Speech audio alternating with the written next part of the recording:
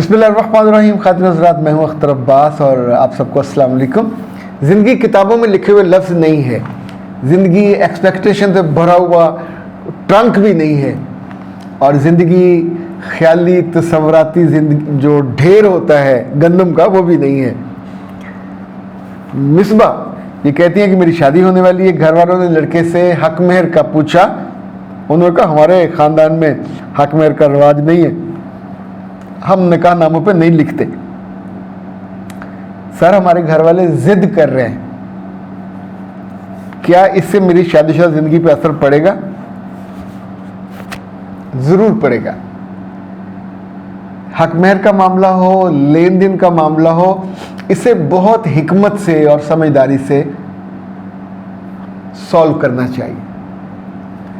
जितने घर वाले ये समझते हैं कि लड़की का हक मेहर ज़्यादा रखने से उसकी शादी बच जाएगी, तो हक मेहर शादी नहीं बचाता। हक मेहर थ्रेट नहीं है, हक मेहर डंडा नहीं है, हक मेहर कोई हवालात नहीं है, हक मेहर कोई पुलिस नहीं है। हक मेहर एक गिफ्ट है जो अल्लाह ने मर्दों पे वाजिब किया कि तुम अपनी बीवी को अपने घर लाने के बाद उससे जिस्मानी ताल्लुक़ बनाने से पहले उसको अदा करोगे। गिफ्ट, तोहफा, ये बेहतर अल्फाज है जो मैं उसके लिए इस्तेमाल कर रहा हूँ। अभी एक बच्ची ने पिछले दिनों मुझे बताया, ये बहुत पढ़ी लिखी है, बहुत डिसेंट है। उसने कहा कि it was a love marriage, लेकिन उन्होंने हक मेहर को 5 लाख रुपया लिखवाया। तो पहली रात मियाँ ने जो पहला जुमला से कहा, तुम बहुत अच्छी हो, तुम बहुत प्यारी हो, और तुम्हें पता है अच्छी बीवियाँ अपने मर्दों को तंग नहीं करती और उन्हें हक मेहर माफ़ कर देती होती। तुम मुझे अपना हक मेहर माफ़ कर रही हो ना? तो उसने कहा मैं उस वक्त उस ट्रांस में थी कि जो उसके छूने के बाद आप एक मोहब्बत के 7वें आसमान पे उड़ रहे होते हो। तो मैंने कहा मैंने माफ़ किया। उसने कहा नहीं, ऐसे नहीं, मुझे लिख कर दो। तो उसने कागज़ पकड़ा, पेंसिल पकड़ी और जनाब उस पर लिखवाया कि मैंने अपना हक मेहर लेने का हक माफ़ किया। अब उस पर 5 लाख लिखा था या 50 लाख लिखा था, वो नल एंड वैलिड हो गया। तो ये अच्छा, अच्छे ख़ानदानों के मर्द जिनको ज़िंदगी का अंदाज़ा हो, 2 काम उनको मैंने कभी करते नहीं देखा। हक मेहर में माफ़ नहीं कराएंगे, देंगे। निकाहनामे में लिखा होता मुअज्जल और गैर मुअज्जल, नगद दे दिया गया, या आप कहते हैं किसी चीज़ की सूरत में, मैं सोना या प्लाट उसकी सूरत में दूंगा। इतना वाज़ेह है। और मुस्लिम माशरे में एक अंडरस्टैंडिंग यही होती है कि लड़की को छूने से पहले हक मेहर अदा कर दिया जाए। मैंने बहुत सारे अपने इतनी सारी ज़िंदगी में निकाह होने के वक्त निकाह हॉल में दूल्हे को अपनी जेब से या बाप से लेके या भाई से लेके निकाह नामे के साइन करने के बाद हक मेहर देते देखा हो। 10,000 हो, 50 हो, 20 हो। हक मेहर हमेशा रिजनेबल होना चाहिए, 5-6 तनख्वाहों के बराबर हो जाए। ये जो 32.25 और वो वाला बिल्कुल जालमाना बात है, यानी वो कभी नहीं रखना चाहिए। वो रखें जो एक आपके ख़ानदान के म्यार और वक़ार के मुताबिक हो। तो अब जनाब ये जो आपका मुतालबा था कि हक मेहर का क्या करें, तो इसे कहते हैं एमिकेबली, या उनकी मान लें, आप अपनी मनवाओगे तो आपको इसकी कीमत देनी पड़ेगी, भुगतनी पड़ेगी। वो ज़ाहिर है नाखुशी भी होगी, ताने भी होंगे और आपको खींचा जाएगा ज़्यादा। हुरीफा, सर जी, लड़की की माँ बेटी को सब बताए मगर बेटी समझ ना पाए, समझने पे तैयार ना हो, घर का कोई काम सीखने पे तैयार ना हो, और उस पर सख्ती करने के नतीजे में वालिद भी उसके साथ खड़ा हो जाए और मुझे ही बुरा भला कहे, तो मुझे क्या करना चाहिए? वैसे फ्रैंकली स्पीकिंग और रिफा साहिबा, मैं इस हक में होता हूँ कि जो बच्ची अपने आने वाले दिनों को खुशगवार नहीं बनाना चाहती, ढीठ बन के एक ऐसी बेरूह बेजायका किस्म की ज़िंदगी गुजारना चाहती है और उसको नहीं समझ आ रही कि वहाँ जाके मुझे सारी जिम्मेदारियाँ निभानी है, 3 काम आप कर सकते हैं। पहले उसके मियाँ से मिलके आप डिस्कस कर लें कि इसे कैसे समझाया जाए। अगर मियाँ क्या कोई ज़रूरत नहीं समझाने की, तो फिर रुक जाइए, फिर आप उसकी दुश्मन मत बनिए। फिर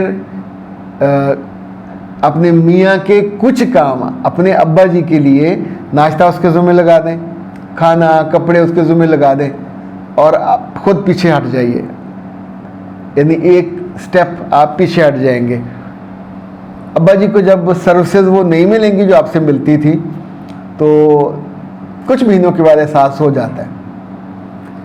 सौतेली माओं के लिए मैं हमेशा ये कहता होता हूँ कि अपने सौतेले बच्चों पे सख्ती मत करें, उनको अकल देने की कोशिश मत करें, वो आपको घर से निकलवा देंगे, वो अपने अब्बा की ज़िंदगी से आपको निकलवा देंगे। 90% केसेस में ये होता है। बाप और बाप के घर वाले अपने बच्चों के साथ होते हैं, आपके साथ नहीं होते। आप उनको अकल सिखाने की कोशिश करोगे, खाना सिखाने की, कोई काम बताने की, वो नहीं सीखेंगे। Let them go. जब अपने घर में जाएं, वहाँ जाके धक्के खाएंगे तो फिर समझ आ जाएगी। आप बुरा बनोगे तो ना वो रिश्ता बाकी बचेगा, ना वो घर बाकी बचेगा, ना आपका है। वो कहती हैं कि उनको अपनी बेटी, उनकी 14-15 साल की है, उसके डेज़ का मसला है और बेतरतीबी भी है और हार्मोनल जो डिसबैलेंस है वो है, तो मैं क्या करूं।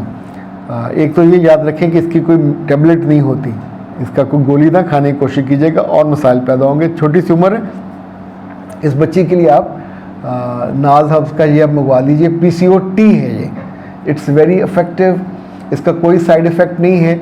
और ये यानी पॉलिसिस्टिक जो ओवरीज हैं, चाहे वो D का मसला हो या C का, ये दोनों को हल करती है, PCOD भी, PCOS भी, दोनों का।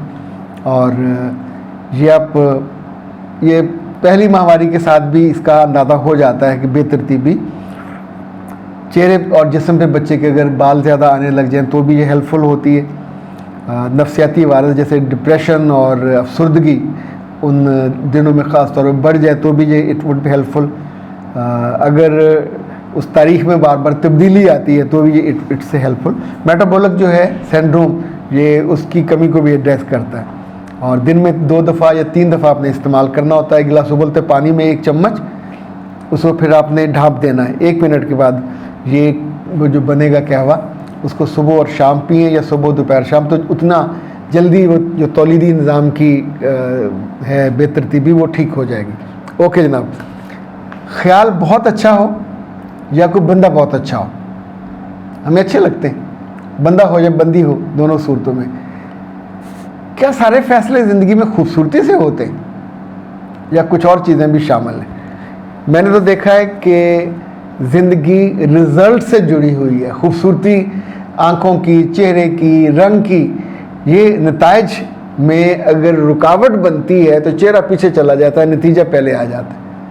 तो वो बच्चियाँ जो ब्याहने के बाद अपने घरों में चेहरे और ख़ूबसूरती के साथ ज़िंदगी गुजारना चाहती हैं, वो आमतौर पर फूल्स पैराडाइज में रहती हैं, जो वहाँ जाके मोहब्बत का गुलजार आबाद करती हैं, दिलों में जगह बनाती हैं, उस घर के कामों को संभाल लेती हैं, तो आमतौर पे वो रिज़ल्ट पैदा करती हैं।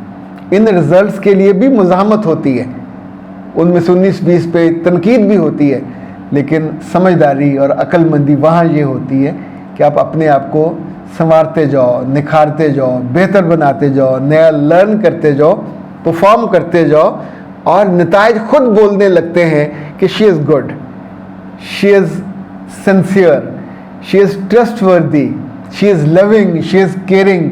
फिर कोई दावा नहीं करना पड़ता, फिर चेहरे की खूबसूरती बहुत पीछे रह जाती है, आपकी खूबसूरती आपकी पहचान बन जाती है। अल्लाह करे कि आपके साथ ऐसा ही हो, खूबसूरती आपकी पहचान बने। इजाज़त दीजिए। अस्सलाम वालेकुम व रहमतुल्लाह।